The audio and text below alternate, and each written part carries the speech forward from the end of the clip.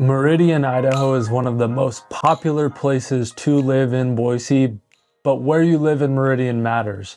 And most people moving here have no clue about the difference between North and South Meridian. So we're going to talk about the differences, including pros and cons of each side of Meridian. And then at the end, I'll go to the best of the best locations in both North and South Meridian because a couple spots just stand out above the rest. My name is Brady Fagel and I am a Boise local and a real estate agent. If you have any questions, comment below or shoot me a text. Now, Meridian, Idaho, this is the largest and most popular suburb of Boise. It is located right in the center of the Treasure Valley, so you have easy access into every suburb and every amenity Boise has. It is generally split up into two sections. You have North Meridian, which is above I-84, and then you have South Meridian, which is below I-84. But personally, I split it up into three sections, especially with how much Meridian has grown. I add in Central Meridian, which is north of I-84 and in between Linder and Locust Grove. I'll explain why I do this, and then we will really focus in on the big differences between North and South Meridian. Central Meridian is the older part of town. It is the least safe and the most run down section of Meridian. You have older homes and buildings, and it is generally considered the worst part of Meridian. I specifically separate this out because in general, most people won't decide to live here. There are a ton of rentals, and I would say most locals live here. North versus South Meridian is a more important topic to cover because North and South Meridian are the top areas, not only in Meridian, but in the Boise area, and are where most people will focus on moving if a place like Meridian is on their list of suburbs, because choosing your suburb or list of suburbs is the most important thing to learn when moving to Boise. And really, North versus South Meridian could almost be separated into two separate suburbs because they have some major differences that really matter in your decision to move to Boise. Now, North Meridian, this is the larger section of Meridian for now. It includes everything from pretty much 10 Mile Road all the way to Eagle Road, and then stops in the north at Shinden Road, which is a main highway that runs through the entire valley, and you can get into Boise from Shinden. The northwest corner of North Meridian is where some of the top neighborhoods in Boise are. You have places like Bridge Tower and Loxa Falls and Paramount and Bainbridge. There's a 55 plus community there, and then there's a few more very well-known communities, which we'll talk about in more detail towards the end of this video. Not only are the neighborhoods very nice, but the location makes it a prime place for people to live. You have Costco, Fred Meyer, Walmart, and Winco all within 1 mile of each other. And then of course, each of those grocery stores has restaurants and shops and fast food places and ice cream places, which makes this one of the few places in Boise where walkability or at least bikeability could even be a thing. Some of these major neighborhoods are connected to these major shopping centers and schools, so it's directly within walking distance right in your back door. The northwest section also has a lot of the top public schools and charter schools. The newest high schools, Rocky Mountain and Owyhee, are here. Two of the elementary schools are some of the top in the valley, and then Gem Prep, a very prestigious charter school, is in this section of North Meridian as well. It's also just down the road from everything on 10 Mile Road, which is a huge plus. This 10-mile section of North Meridian is in the south end of North Meridian, so it's right off the interstate and only a few miles from what we just talked about. Shields is now open here, and in the next year or two, they will begin building what will be a mega outdoor mall. This area will be called the District, and it will be about 4 times the size of the Village, which is the next area that North Meridian has. The Village, which will be smaller than the District, is an outdoor shopping center on Eagle Road in the western section of North Meridian. It has shops and restaurants, including Yard House, Kona Grill, Grimaldi's, one of my favorite pizza places. It has a movie theater and tons of shops for all the ladies. It also has a huge park with an amphitheater for concerts, frisbee golf, ponds and pickleball courts, and a giant playground. This is a very popular place in Boise and a huge plus of North Meridian that other places, including South Meridian, just do not have. Now, before we go through South Meridian and the differences, some of the major cons of these two areas, and then of course at the end give you my personal top choices and why there is some bigger upside with some of these specific locations within North and South Meridian. My name is Brady Fagel, and I make these videos to hopefully help you learn about Boise so you are making the best decision for you and your family. If you have any questions or you want to start chatting and have more personal, in-depth answers, reach out to me anytime, whether you're thinking of moving in a week or a year. I'm here to help. And subscribe to the channel if you found any value in these videos. It helps me out, but it also helps you not miss any of the videos. And if you trust me enough to reach out, then you deserve to have me as your agent. No one on my team shows you around the valley. I work with you, all of you personally, so I hope to hear from you. Now, South Meridian. This is an area that is much smaller than North Meridian. It is also an area that is growing fast, especially as North Meridian has run out of land to build on.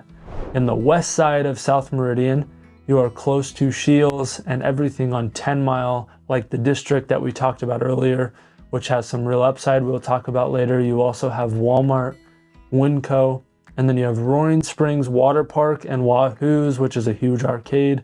This is a section of South Meridian that will be closer to the grocery stores.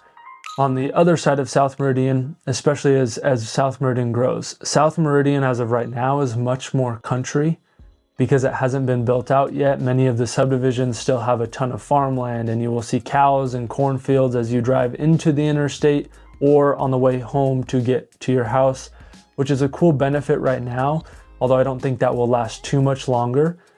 South Meridian also has Topgolf. So as you can see, a little bit of a trend with Topgolf and the water park that South Meridian has.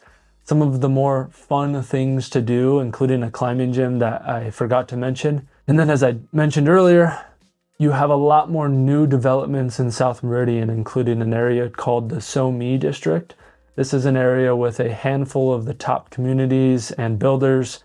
One of the coolest parks in Meridian called Discovery Park. Discovery Park has pickleball, dog parks, a bike park that has both dirt ramps and a paved section. There's a skate park, and then of course everything else that comes with any large park. The So-Me District has communities like Pinnacle, which has a monthly farmers market, some of the top builders. There are also gated communities and really every type of home you could want. The only downside of this area around Pinnacle and then these other major communities in the eastern section of South Meridian is you don't have grocery stores close by. The only grocery store in the eastern side of South Meridian will be Albertsons, which is a mile away from these So-Me District communities. South Meridian right now is what North Meridian used to be. It's a bit quieter and it is definitely not as busy, which is one of the first major differences. North Meridian grew so fast and has more people, so the roads can't handle all of that traffic. We'll get stuck at lights in North Meridian for 10 minutes at a time, and what is usually a 5-minute drive to the store in North Meridian turns into 20 minutes. In South Meridian, you don't have to deal with this nearly as much. Some of the side roads that still have stop signs, they can get a little bit backed up, but in general, South Meridian is going to be less busy than North Meridian. South Meridian also lacks some of the nicer, mature neighborhoods. The ones with, big mature trees and the bigger lot sizes. You have mature neighborhoods in South Meridian, but they're just not as nice as the ones in North Meridian, like a bridge tower. The next major difference is price point, which will lead me into some of those top communities and areas in each of these, and a major benefit of some of these areas. But in general, North Meridian is going to be more expensive to buy a home. 5 years ago, it was a much bigger difference than it is now.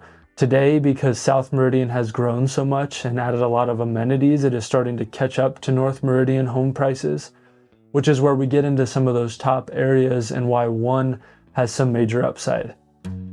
For North Meridian, the northwest corner we talked about at the beginning is by far the top spot, and really you can't go wrong with any of the neighborhoods there. And again, those are Bridge Tower, Bainbridge, Loxa Falls, Paramount, all super nice, mature neighborhoods in the best location you can be. South Meridian is where it gets a little bit tougher to decide. So I'll give you what I think is the third best spot first. This is a subdivision that can be more spendy, but it's one of the better developed communities and it has beautiful homes. Century Farm is a community that you just can't go wrong with. It's in a great location. It has a YMCA and an elementary school in the neighborhood and is next door to Somi District. We talked about earlier, it's also next door to the Albertsons, and homes in here are around 550 to 900,000 with more of a modern farmhouse style throughout the neighborhood. The second spot is that Somi District, but more specifically Pinnacle. Pinnacle connects to Discovery Park and Gem Prep Charter School. It has some of the best builders like Alturas, which is one of the best builders when it comes to getting high-end luxury finishes for a more affordable price. Pinnacle also has more affordable options as well as future plans to have some pretty cool commercial properties. But the area that I think is a great investment and a really cool area is both the North and South Meridian section around Shields and where the district will be built. Right now, there are not a ton of homes or neighborhoods being built around this area. And South Meridian is a little bit cheaper at the moment, so you can buy in the best neighborhood in this area, and it's called Fall Creek, which is an awesome community connected to one of the top middle schools.